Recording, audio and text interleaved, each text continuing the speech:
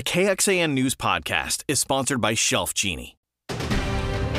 Now at 5, the race to reassure Americans that the banking system is safe. How the president is promising to protect deposits while punishing bad actors.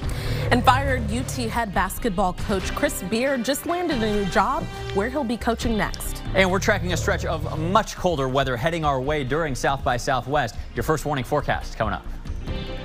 Hundreds of Texas teachers rallied at the Capitol today. Thanks for joining us. I'm Daniel Marin. And I'm Jennifer Sanders. Texas teachers are really raising concerns about a top Republican priority this session, and that's school voucher programs. KXAN's Monica Madden explains. Respect! From Southeast Texas Eject! to Central. We're not fully funded now, and you're talking about taking more money away. Hundreds of teachers from Texas came here to rally in part because they're concerned about a proposal that would send state taxpayer dollars to private schools. Private schools have the ability to pick whichever students they want to take, whereas public schools, we have to take them all. Fearing it would hurt public schools in the long run. Your system, maybe in theory, it sounds great, but I do not believe in the execution of this. SB 8 would set up an education savings account, allowing families to get a payment of $8,000 to send their child to private school. The bill's author, Senator Brandon Creighton, says it wouldn't take away money from public schools. I mean, this is parental empowerment. This is education freedom. This is making sure that the state of Texas falls in line where we should be leading. His counterpart bill, SB 9, would boost public school funding and give teachers raises. But public school advocates say the bills miss the mark. We're not doing anything about retention, and focusing on vouchers is not the right move. Funding the public schools is. While top Republicans support some form of school vouchers, they might run into roadblocks within their own party from rural representatives who've opposed it in the past. Monica Madden, KXAN News. Those teachers also called on the state to raise their base salaries. Senator Creighton's bill does not list a specific number for increasing teacher pay. Several other bills have been filed that also aim to tackle adjusting educator salaries, including one that would use the state's budget surplus to cover the cost. And the Texas High School Coaches Association is on the record now opposed to school vouchers. In a video statement released Friday, President-elect Coach Kendall Miller said, quote, "The women and men of the THSCA believe strongly in the democratic principles of public education and the role extracurricular activities plays in developing well-rounded citizens of not only Texas but the United States." He went on to say, quote, "Our coaches support publicly elected school trustees as stewards of public dollars that have provided an education system that has made Texas a leader in the world." President Biden says Americans can rest assured the U.S. banking system is safe, all in the wake of the collapse of Silicon Valley Bank. As Alice Barr reports, the federal government taking swift action to ensure the bank's customers have full access to their money and to keep the damage from spreading. Contain and calm. That's the mission and message from President Biden today. Americans can have confidence that the banking system is safe. The federal government responding to fallout from the collapse of Silicon Valley Bank, a California-based tech startup lender that also serves small business owners like Amanda Babcock. This is everything that we have saved. The federal government promising all SVB customers will have full access to their deposits today, including those above the $250,000 federal insurance limit. The same deal for New York-based Signature Bank after state regulators closed that cryptocurrency leader over the weekend. President Biden emphasizing No losses will be borne by the taxpayers. While promising management at the two shuttered banks will be fired and held accountable. The swift action aimed at preventing a broader banking crisis. A lot of experts and economists are saying this is not the great financial crisis of 2008, 2009. We do not have the systemic issues without being addressed by the government directly as quickly as they did it. Personal finance experts offering reassurance. What do you need to know about what is happening right now? The majority of people in America need to understand their money is safe in the bank. as long as it's in an FDIC-insured bank. The situation is complicating the Federal Reserve's critical mission to rein in inflation, using aggressive interest rate hikes, which lower the value of investments. That puts pressure on banks and now on the Fed's plans to fight sky-high prices. In Washington, Alice Barr, NBC News. Well, 2 months after being fired, former Texas Longhorns basketball coach Chris Beard has a new head coaching job. He's now the head basketball coach at the University of Mississippi. Ole Miss will introduce Beard at a news conference tomorrow. UT fired Beard after police arrested him in December and accused him of domestic violence. His fiancée later said she did not want to press charges. UT initially suspended Beard while it conducted an investigation. On January 5th, the school announced it had fired Beard for cause, and then a month later, the DA dropped the charges. First warning weather with Chief Meteorologist David Yeomans. Well, we're enjoying what is officially the coolest day in more than 2 weeks in our area. Finally, how it should feel around here in the springtime instead of all this warm, humid weather. 68 degrees right now with clear skies on the Austonian weather cam. 66 in Georgetown, mid-60s from Burnett to Fredericksburg. A really comfortable and dry afternoon wherever you are from west to east. This is courtesy of the weekend cold front. After a 90-degree day on Saturday, we still have a little northerly component to the winds blowing at 5 to 15 miles an hour, and that is going to set us up for a chilly night tonight. And an even cooler day tomorrow. Coming up, don't miss the potential of sprinkles, a severe storm threat coming later in the week, and perhaps more importantly, a very cold stretch of weather coming by next weekend. There's been an arrest in a January shooting at a hookah lounge that killed 2 people. 4 others were shot at the Moon Palace Hookah Lounge. That's on Research Boulevard. 19-year-old Christian Dejan Stevens is charged with capital murder. 17-year-old Braden Bolliard and 18-year-old Jatron Tatum, they died. The Jarrell Police Department confirmed some of the victims attended Jarrell High School. Well, a 13-year-old girl abducted from the Dallas area has been found in Lexington, North Carolina, and the accused kidnapper is now behind bars. Deputies arrested Jorge Camacho during a traffic stop. They found the girl locked in an outbuilding. Investigators say the girl had been talking with the man on social media and that he enticed her to leave her home. As parents, they've got to wise up and see that the dangers to these kids, it just continues to go on. Please help us out. I'm very thankful. I thank God that we were able to find this young girl. It may not be that case forever. And Camacho faces multiple charges, including child abduction, human trafficking, and statutory rape of a child under 15. A Texas-based company gets the green light to drill for oil in Alaska, just ahead why some environmentalists are now angry with the president. The Sweetwater Rattlesnake Roundup wrestles with animal rights protesters, where these groups see it differently. And doctors on strike in the UK, why they are staging a 3-day protest.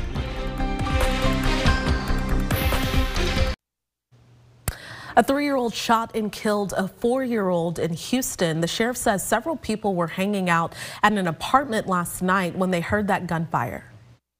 It appears that one parent thought the other parent was maybe watching the other children when in fact the 2 toddlers were left basically unsupervised inside the bedroom.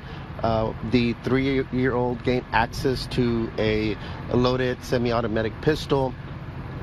Family members heard a single gunshot. They ran into the room and found the small toddler, 4 years old, on the floor, unresponsive. And the sheriff said charges are likely. The case will be presented to the Harris County District Attorney's Office. The Biden administration approved a major oil drilling project on Alaska's petroleum-rich North Slope. Climate activists say allowing oil Houston-based company ConocoPhillips to move forward with the Willow drilling plan breaks President Biden's campaign promise to stop new oil drilling on public lands. The massive project will be about 200 miles north of the Arctic Circle in the National Petroleum Reserve. ConocoPhillips says the project could produce up to 180,000 barrels of oil a day. Now, separately, the Biden administration moved to protect more than 13 million acres within the petroleum reserve. The 23 million acre chunk of land on Alaska's North Slope was set aside a century ago for future oil production. Well, high temperatures officially coming in cooler than normal for a nice change. Only 69 degrees today in Austin, but a week from today, we may see high temperatures in town 20 degrees colder than this. You won't want to miss your first warning forecast next. This KXAN News podcast is brought to you by Shelf Genie. I'm Rosie Newberry from KXAN Studio 512. Considering replacing your kitchen cabinets? Struggling to find or reach things? Go to shelfgenie.com/Austin. Shelf Genie designs custom pull-out shelves for your existing cabinets, adding convenience and value to the most used room in your home. Shelf Genie custom pull-out shelves, everything in reach. Since 1958, the Sweetwater Rattlesnake Roundup has made a name for itself as the world's largest roundup of its kind. But not all who come are fans. Yeah, protesters appear every year, and Manny Diaz has a story about the dueling views surrounding Sweetwater's Rattlesnake Roundup.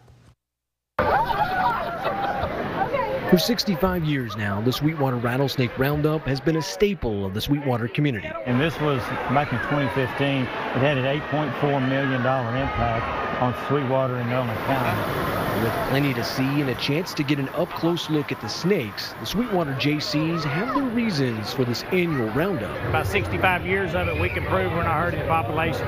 We're just trying to control them, just like hunting of any other species. What's going on in there is animal torture, animal abuse. But there are those who don't exactly share the same ideas about Sweetwater's historic roundup. We're out here because we're against animal torture, animal abuse, animal cruelty, you name it, we're against it. For Ted Thomas, who's been a Sweetwater JC since 1987 and even a past president of the organization, says they don't shy away from protesters. We definitely, I say welcome protesters, but we do give them, we feel they have their right to voice their opinion. And we've done that for many years. They keep them for weeks without water. As for the reason for the protest, this protester who didn't want to reveal his name but goes by vegan shared his cause. There's other roundups around the country that have banned abusing animals. They can teach children about snakes without killing them, without torturing them. Along with the many sights to see is the extraction of venom from the snakes, who, according to Sweetwater JC Dennis Cumbie, serves a purpose. Saved a lot of lives because the venom is actually used to make antivenom. And it's also been used for like 68 different drugs that have patents on them that involve different aspects of the venom. But when it comes to what is done with the venom from the Roundup, there are views from outside and inside the Nolan County Coliseum. This facility is not FDA approved. You can go in there and check it out yourself. This venom is not medicine. They're not using it for that. They can even, if you go speak to the JC people, they'll tell you they're not using it for that. This is a money-making place. Well, we're a nonprofit organization, and not one of us draws one penny. We're not paid. We're all volunteers. So even the money we earn from this event is all going back to charitable organizations. All in all, Ted Thomas says he would welcome dialogue with those protesting the Roundup. Everybody has to agree with what we're doing. And if they were to actually come here and sit down and have a candid conversation and let us speak with them about what we do and what the events have impact on our community, maybe they would change their opinion, maybe, but maybe not. Reporting from the Nolan County Coliseum in Sweetwater, I'm Manny Diaz. First warning weather with Chief Meteorologist David Yeomans. Well, gorgeous weather as long as you don't mind the allergies out there today. We've got a few scattered clouds. Looks like a painting here at the Wildflower Center. All of our live weather webcams always live for you on KXAN.com. 68 degrees right now. Speaking of allergies, Oak is up to the highest levels of the season. You may notice your car has a little dust or film on it. Chances are, especially if it's kind of yellow or green, that's oak pollen. That happens here in March. Grass and mold, both up in medium concentrations. Few others, including mulberry, luckily staying low. After the weekend cold front cooled us off, we've cleared out beautifully today. Really pleasant sight across central Texas. With that said, we've always got our eye on your next storm system, and here it is, just a compact shortwave disturbance, a little storm moving our way from the Four Corners. This one just kind of clips us tomorrow. It will make it for a different day, though, so let me show you how we change the weather tomorrow. Mostly clear skies continue this evening and overnight, but after tomorrow around 8 a.m., notice the clouds start to increase and a mainly gray afternoon and evening tomorrow expected. Cloudy skies through much of the day with a couple little sprinkles possible. Chances are this is just a couple drops on the windshield if you do see it. I won't even show you rain totals because there's nothing to show, and this system is out of here early Wednesday. There's one minor storm heading here to Texas, but a more significant one that is going to occupy some headlines across the nation later this week is getting lined up here in British Columbia and the Pacific Northwest. This one already producing a risk of severe weather on our Day 4 outlook from the Storm Prediction center. Here it is in Oklahoma, the Arklatex region, and yes, it does currently include some of our northern and northeastern tier of counties. This is late Thursday into early Friday for the threat of hail, wind damage, and even an isolated tornado. This is still a little too far for our best high-resolution models to give you the pinpoint accuracy, but let me show you one of our kind of broad brush models. Here we are with a couple light showers early and midday Thursday. Just a cloudy, humid day with no severe weather really expected until late. After 6 p.m., this is showing the possibility of a couple big storms firing up in our northern counties. That first round is kind of a conditional threat. It may or may not happen. The second, more widespread round looks like an overnight risk. Late Thursday, early Friday with the cold front. Now, this cold front is going to clear the rain out pretty quickly for a mainly dry daytime on Friday, but the headlines from that could be even more significant with the cold weather that's coming. Rainfall from that second system, hopefully we'll get a ½ inch to 1 inch with a few of the stronger storms that develop. Now onto the cold air, because this is going to be a significant late season cold snap across the area, and our confidence in this is increasing. Tomorrow in the 60s again, we get warm and humid as the storm approaches, then temperatures absolutely crater. High temperatures on Friday afternoon at 55, and they keep descending on the chart down to the 40s by Monday, March 20th next week. That's the first official day of spring, and we are expecting a high of 49 in Austin. That's about our overnight low tonight, 47 under mainly clear skies. East-northeast winds continue tomorrow. Under cloudier skies, that'll keep us cooler at 64. Only a 10% chance of a couple sprinkles. Temperatures and humidity ramp up ahead of that severe weather threat late Thursday into early Friday. Temperatures through the day on Friday may actually crash into the 50s. The warmest part of the day could be just after midnight on Friday morning. Now, making the forecast even more interesting, not only the potential of some overnight lows in the hill country in the 30s, but the chance of precipitation. Quite slim this weekend, getting higher early next week. With the forecast that we're looking at, I can't believe I'm saying this, in what will be almost late March by that point, we cannot currently rule out a few wet snowflakes mixing in the hill country. We will keep you advised. Well, just ahead, why tens of thousands of doctor's appointments are being canceled this week in England. Tens of thousands of junior doctors went on strike across England today to demand better pay. It's the first of 3 days of widespread disruption at UK's state-funded hospitals and health clinics. Junior doctors are qualified, but they are in the earlier years of their career. They make up about 45% of all doctors in the National Health Service, so their walkout means that operations and appointments will be canceled for thousands of patients. Senior doctors and other medics have had to be drafted in to cover emergency services, critical care, and maternity services. Now, the British Medical Association, the doctors' trade union, says pay for junior doctors has fallen 26% in real terms since 2008, while the workload and patient waiting lists are now at record highs. The union says burnout and the UK's cost of living crisis are now driving scores of doctors away from the public health service. Japan is the latest country to relax some of its COVID-19 guidelines beginning today. The government is no longer requesting people wear masks indoors or outdoors, but it does still recommend people cover up when they visit medical institutions and facilities for the elderly. But behavioral changes may not come so fast. Nearly 90% of the commuters around a Tokyo train station were still wearing their masks this morning. Last fall, Japan stopped requiring COVID-19 tests for travelers coming into the country who'd had at least 3 shots of the vaccine and boosters. All right, we have no reruns tonight on KXAN. We have The Voice, all new at 7 o'clock, and then at 9, Quantum Leap. Ben helps an innocent teenager accused of murder. And then we're back at KXAN News at 10. And of course, you can join us an hour earlier for KXAN News at 9 o'clock on the CW Austin. Here's where to find us.